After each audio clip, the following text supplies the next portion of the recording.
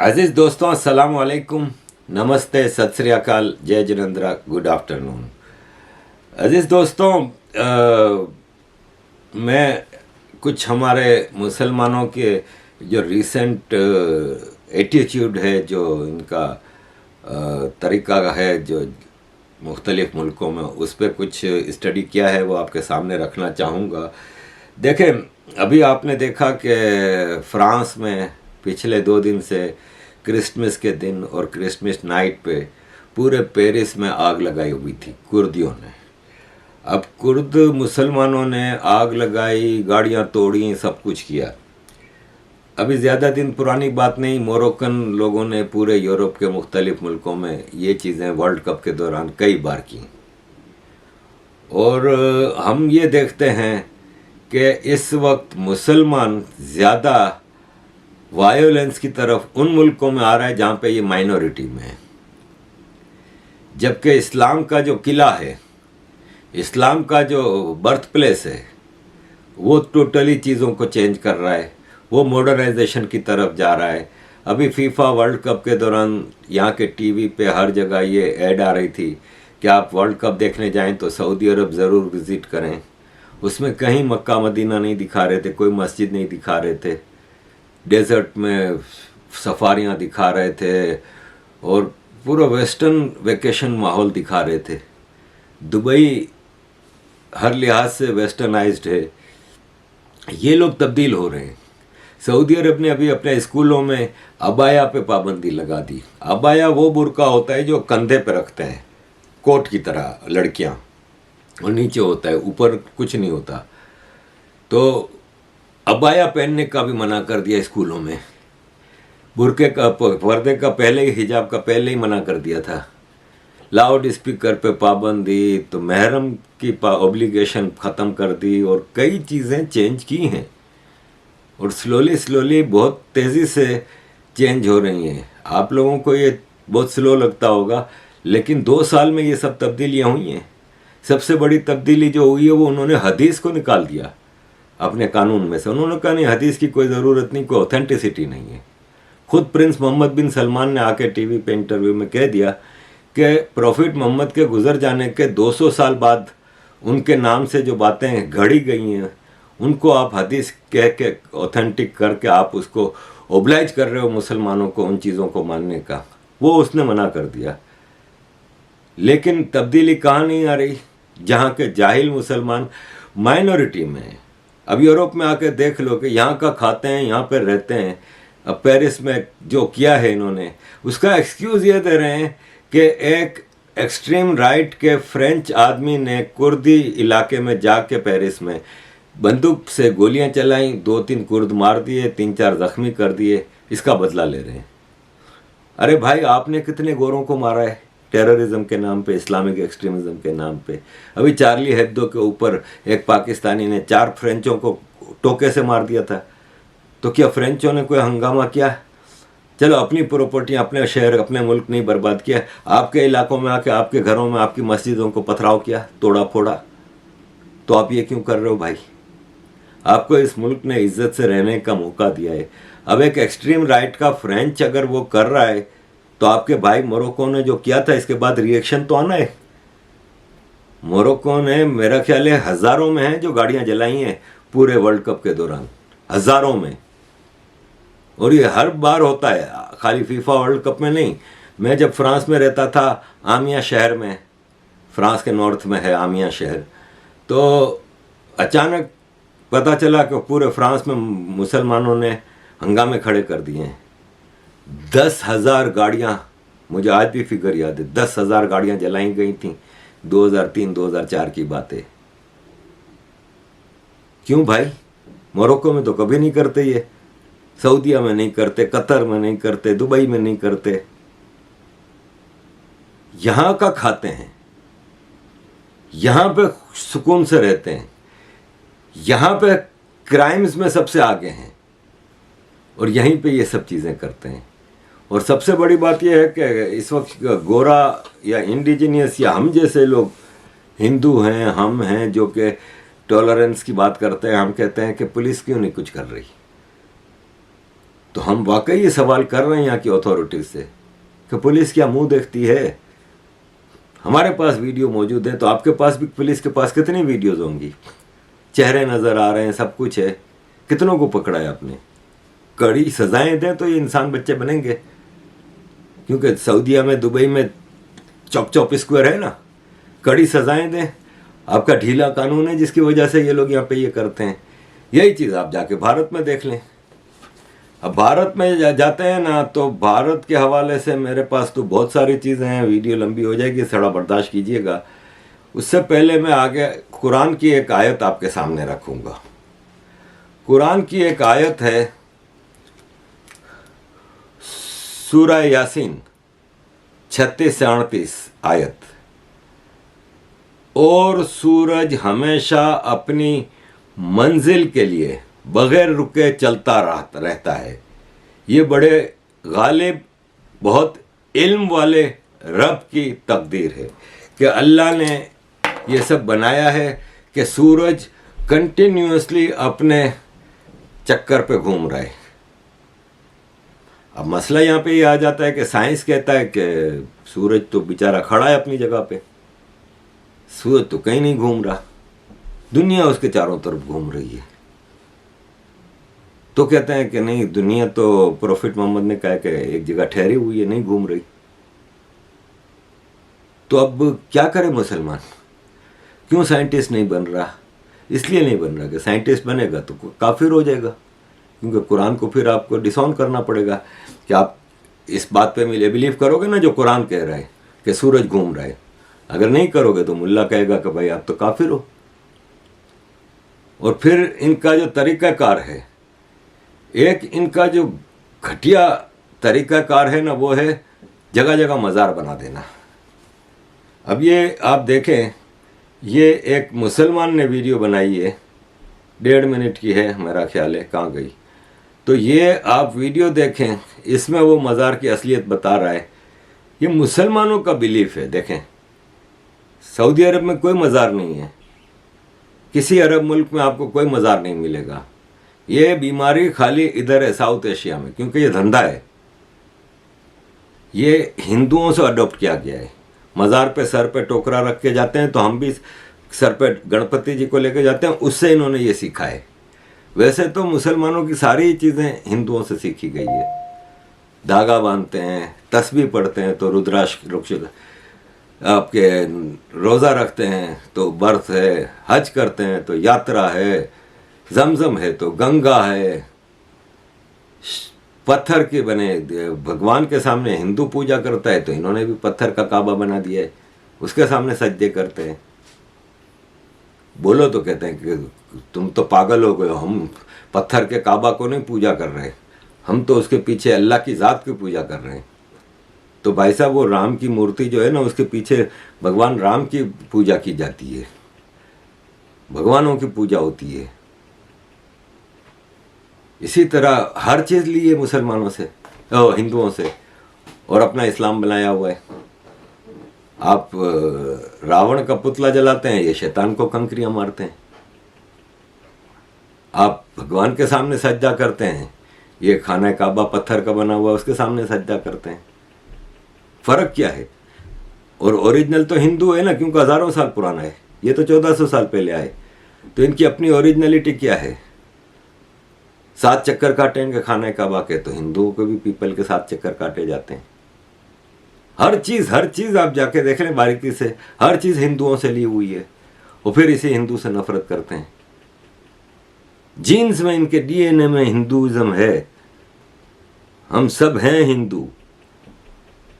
आप अगर दुनिया का कभी भी साइंस ने इतनी तरक्की कर ली और ह्यूमैनिटी की ओरिजिन पे जाएंगे तो पता चल जाएगा कि इंसानियत का शुरुआती हिंदुओं से हुआ है। ये किसी ने ट्वीट किए ना कि ये कह रहे हैं कि दुनिया में सिर्फ करेक्ट लोग वो हैं जो, हाँ, ये कह रहे हैं कि यहूदी कहता है कि अल्लाह के बंदे वो हैं जो इस किताब पे बिलीव करते हैं, वो किताब तौरात जो इन्होंने खुद लिखी है, इंसान ने लिखी है। क्रिश्चियन कहते हैं कि जेसस अल्लाह का खुद बेटा है, इसलिए कि ये इस किताब में लिखा है जो बंदों ने लिखी है, अल्लाह ने नहीं लिखी। और मुस्लिम कहते हैं कि इस्लाम सबसे सच्चा रिलीजन है क्योंकि इस किताब में लिखा है जो कि इंसानों ने लिखी है। जबकि वो हिंदुओं की एक दिन में एक किताब में एक आदमी ने आके कहा था तो हिंदुइज्म नहीं आया था। वो ग्रेजुअल एक प्रोसेस था लाइफ का, और साइंटिफिक तरीकों से वो चीज़ें साबित भी हो रही हैं। अजीज़ दोस्तों, मैं मज़ार पे बात कर रहा था, पहले ज़रा ये देखिए। अस्सलाम वालेकुम रहमतुल्लाहि व बरकातुहू। मैं रामपुर यूपी के एक गांव में खड़ा हुआ हूं जहां पर ये मज़ार है, और इस मज़ार में जो पेड़ है उस पेड़ पर लोटे टंगे हुए हैं। ये आप देख रहे हैं इधर, फिर उधर आगे, और आप देखेंगे नीचे झाड़ुएँ रखी हुई हैं, और उस पेड़ पर भी कुछ ना कुछ है। मतलब आप लोगों के आप अक़ीदे की बात करें, ये एक ऐसा अक़ीदा है जिसमें ये बताया जाता है कि अगर कोई शख्स मज़ार पर जाकर लोटा रखता है या झाड़ू रखता है तो उसका फला काम हो जाएगा, आपके चेहरे के दाने ठीक हो जाएंगे, आपका निकाह हो जाएगा, आपका रिश्ता हो जाएगा, फला आपसे मोहब्बत करने लगेगा। ये सब काम बताए जाते हैं, तो लोग यहाँ पर लोट टांग करके जाते हैं। ये मुसलमानों के काम है, ये मुसलमान ऐसा करते हैं। अब बताएं, जिन मुसलमानों का अक़ीदा ऐसा हो कि मतलब जो ज़ात अल्लाह की ज़ात थी, जो देने वाली, जो राज़िक अल्लाह है, इन्होंने सारा मामला इस मज़ार से जोड़ने के बाद और इन लोटों पर रख दिया। अब फिर कहते हैं कि मुसलमान के हम परेशान हैं। मेरे भाई, जब मुसलमान का अक़ीदा इतना गंदा हो जाएगा, जब मुसलमान का अक़ीदा इतना ख़राब हो जाएगा कि वो पेड़ों की भी पूजा शुरू कर दे और मज़ारों को भी पूजे, तो ऐसा मुसलमान अगर दुनिया के अंदर या हिंदुस्तान के अंदर ज़लील और परेशान नहीं होगा तो क्या होगा। ये हालात है। मस्जिदें खाली हैं, मज़ार भरे हुए हैं, और भाई लोटे टंगे हुए हैं इधर। इन लोटों से अब होगा सब कुछ, यानी कि लोटा रख दो मज़ार पर और आपका काम हो जाएगा। अल्लाह हिदायत दे। अब आप ये देखें कि ये मुसलमान, अल्लाह कहता है कि कोई भी कब्र के ऊपर आप इबादत नहीं कर सकते। कब्र तो ऐसे बनाओ कि 3 दिन बाद उसका निशान नहीं होना चाहिए। ये मकबरे मज़ार बना के फिरते हैं। और यकीन माने कि इवन पाकिस्तान में भी ऐसा नहीं है जो आजकल इंडिया में हो रहा है।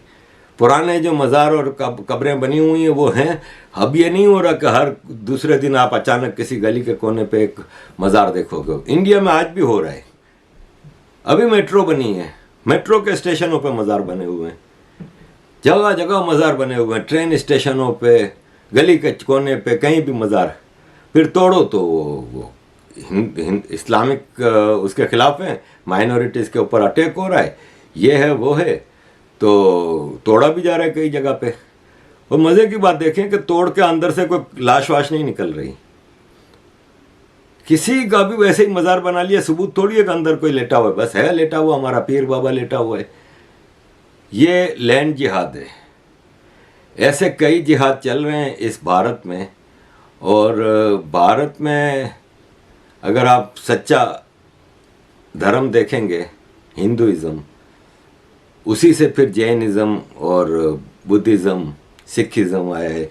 ये खुशवंत सिंह साहब ने एक बड़ी खूबसूरत बात की है कि सिख स्कॉलर्स ने बैठ के सोचा कि ग्रंथ साहब में से हम हिंदुइज़्म निकाल लेते हैं, तो जो जो सफ़ा में हिंदुइज़्म था उसको अलग कर दिया।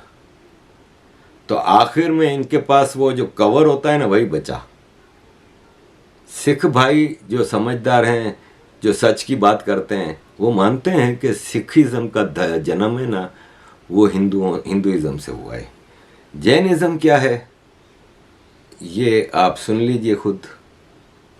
गाइस, क्या आपको पता है कि इंडिया में 1% से कम की एक कम्युनिटी ऐसी है जो सबसे ज्यादा टैक्स भरती है? जी हाँ गाइस, देश के टोटल टैक्स का 24% टैक्स जैन कम्युनिटी के लोग भरते हैं। और तो और पूरे देश में जैन लोग ही ऐसे हैं जो 94% से ज्यादा की लिटरेसी रेट को मेंटेन करते हैं। इतना ही नहीं, देश में किए जाने वाले चैरिटी में से कुल 62% चैरिटी जैन लोगों द्वारा की जाती है। और भले ही इनके धर्म में गाय को माता नहीं माना गया हो, लेकिन आपको यह जानकर हैरानी होगी कि देश की 16,000 गौशालाओं में से 14,000 गौशालाएं जैन लोगों की देखरेख में संचालित होती हैं। वैसे गाइस, तो अजीज दोस्तों, बड़ा खूबसूरत ये एक कम्युनिटी है, कंट्रीब्यूटिंग है, पीसफुल है, मोस्ट पीसफुल हैं। मेरे एक दोस्त हैं, मैं भारत आया था तो इनके घर पे भी गया हूँ, उनका मेहमान भी रहा हूँ।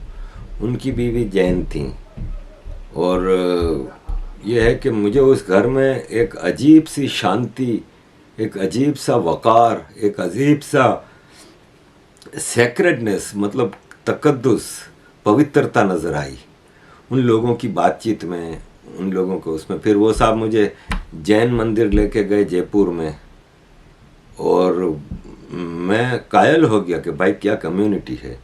फिर दिल्ली में मेरे एक बड़े अच्छे जैन साहब दोस्त हैं, वो उन्होंने मुझे जैन इज़म के हवाले से कुछ चीज़ें भी समझाई, ज्ञान दिया मुझे, और वो भी एक बहुत ही मोहब्बत करने वाली शख्सियत थे। तो इसी तरह बुद्धिज़्म का भी सबको पूरी दुनिया मानती है कि अमन के दाई लोग हैं, पुरअमन लोग हैं। अब आप उसको चाइना वगैरह के मामला को छोड़ दें, वो सारा पॉलिटिकल हिसाब है, रिलीजियस हिसाब नहीं है।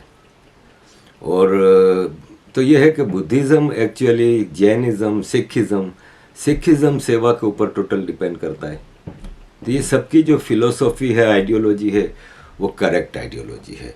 अजीज़ दोस्तों, उर्फ़ी जावेद एक मुसलमान लड़की भारत की, वो हर बार एक नए कपड़े में या कपड़े नाप में, क्योंकि ज़्यादातर तो इनके कपड़े ना होने के बराबर होते हैं। मुझे एतराज़ नहीं है भाई इसके ऊपर, उसको भारत का कानून कुछ नहीं कहता, वो कानून के दायरे में रह के भारत के काम करती है, मुझे कोई एतराज़ नहीं। मैं ये कह रहा हूँ कि उसको दुबई में ऐसे ही कपड़ों में वीडियो शूट करते हुए गिरफ्तार कर लिया, एक मुसलमान देश में। तो मुसलमान भारत का कदर करे कि वो उस देश में, भारत में रह रहे हैं जहाँ पे इनको खुली आज़ादी मिली हुई है। ज़रा कदर करें, कि कदर ना करोगे तो फिर यह है कि हर एक का अपना एक सब्र का लिमिट होती है। फिर वो लिमिट पार होती है ना, तो फिर आपको ही शिकवा होगा कि हमारे साथ ज़्यादती हो रही है। तो भाई साहब, आप ये है कि अपने गिरेबान में भी, मतलब अपने से मतलब अपने कम्युनल लीडर्स के गिरेबान में झांक के देखें। ये देखें, ये मौलवी साहब कह रहे हैं अहमदाबाद की जामा मस्जिद के इलेक्शन में जिसने भी मुसलमान औरतों को टिकट दिया वो इस्लाम के ख़िलाफ़ हैं, वो मज़हब को कमज़ोर कर रहे हैं। क्या आदमी नहीं बचेगा, आप औरत को पार्लियामेंट में भेज रहे हैं। शब्बीर अहमद सिद्दीकी, शाही इमाम, जामा मस्जिद, अहमदाबाद। ऐसे आपको रोज़ की बुनियाद पे कई मिलेंगे। ये हैं मौलाना साजिद रशीद, इंडिया को आग लगा देंगे अगर आपने मदरसों को हाथ लगाया। तो आप पहले मदरसों में इंसानियत का दर्स भी तो दें। जब आप मदरसों में जहालत का दर्स देंगे, नफ़रत के पाठ पढ़ाएंगे, तो फिर यही होगा। ये भाई साहब कहते हैं बदरुद्दीन अजमल कि हिंदुओं को मुसलमानों का फॉर्मूला अपना लेना चाहिए। तो भाई साहब, इस तरह की बातें करके आप क्या करना चाह रहे हैं, मुसलमानों को कहाँ लेके जाना चाह रहे हैं? ये देखें, रविंद्रनाथ टैगोर जी ने कहा था कि दुनिया में जो दो ऐसे मज़हब हैं जो बाकी सारे मज़हब के दुश्मन हैं, एक क्रिश्चियनिटी, एक इस्लाम। ये अपने ही मज़हब की इबादत करने पे ही सिर्फ कायम नहीं रहते, ये इनकी कोशिश यही रहती है कि दूसरे मज़हबों को सबको तबाह कर दें। और ये कहते हैं कि हम अमन के मज़हब हैं और हमारे साथ अमन से रहना है, तो एक ही तरीका है, हमारे धर्म में आ जाओ, हमारे मज़हब में आ जाओ। तो बात सही है, जब तक आपकी ये सोच रहेगी। ठीक है, वो ज़माने और थे, घोड़े पे बैठ के तलवारें लेके आप लश्कर लेके चले जाते थे, दरंगती दिखाते थे। ये एक लेडी हैं, इनकी आधे आधे मिनट की 2 वीडियोस मैं आपके सामने रख रहा हूँ। इतने खूबसूरत मैसेज हैं। किसी के पास इनका नाम हो, कौन है ये, तो मैं इनके साथ कुछ उनसे ज्ञान लेने की कोशिश करूँगा। सुनिए ज़रा। There is a tradition in South Indian marriages, especially in Tamil marriages. The married couple will go out and see Arundhati Vasishta Nakshatra. Later, modern science said that's a twin star named Alker and Meeser. In most of the twin star systems, one star will be steady and the other one revolves around it. But Arundhati Vasishta is the only twin star where both stars rotate around each other simultaneously like an ideal couple should be. Just imagine, like thousands of years back, these people identified the tiny spots on the sky as the unique twin star and made a tradition out of it. And I happened to see a video of an American senator talking about religious intolerance in India. The funny part is, forcible conversion started the moment the Europeans stepped into the land of America. Even after they got independence, the government made laws banning indigenous practices of Native Americans. And in many cases, people were violently suppressed. That nation literally stands on the dead bodies of Native Americans. And to the very extreme, you forcibly separated the children from the Native Americans and put them in a camp called boarding school where they were completely forbidden from speaking their mother tongue and their names were replaced with English name forcibly.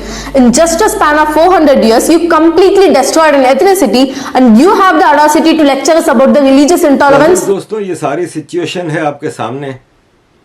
Bharat को secularism से दूर रहना होगा, भारतीयों को। देश का secularism is something else. Bharat के सरकार को भी अपने सेक्युलरिज्म को करेक्ट सेक्युलरिज्म बनाना होगा, लेकिन हिंदुओं को हिंदू बनना होगा भाई। जिस तरह मुसलमान मुसलमान है, जिस तरह क्रिश्चियन क्रिश्चियन है, इनमें कोई सेक्युलर नहीं होता। सेक्युलर सिर्फ हिंदू बनता है। बंदे का सेक्युलरिज्म नहीं होता, बंदे का धर्म होता है। हिंदुओं को हिंदू बनना होगा। सेक्युलरिज्म ने भारत को क्या दिया, ये मेरी बहन काजल आपको बताएंगी। एंड पे छोटी सी एक वीडियो में इनकी लगा रहा हूँ।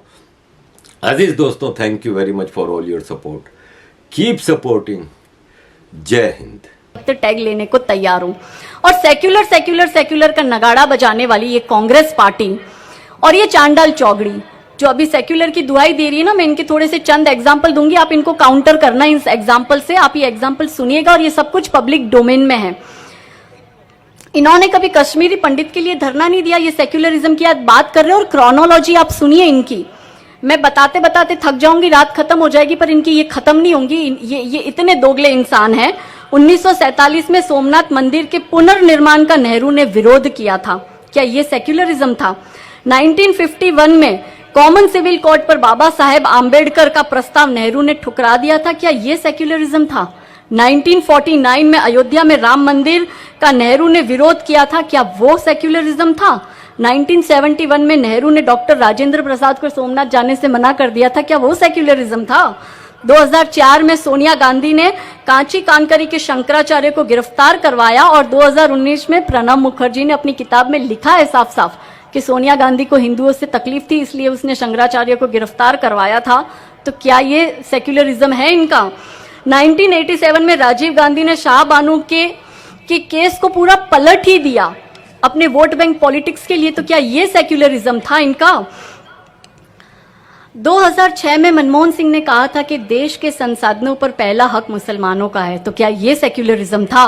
2011 में कम्युनल वायलेंस बिल जो एंटी हिंदू बिल था वो भाजपा ने आने नहीं दिया। मैं उसके लिए भाजपा को धन्यवाद कहती हूँ। अगर शायद वो बिल आ जाता तो हाँ, आज आप और हम इतना खुले में बात नहीं कर पाते।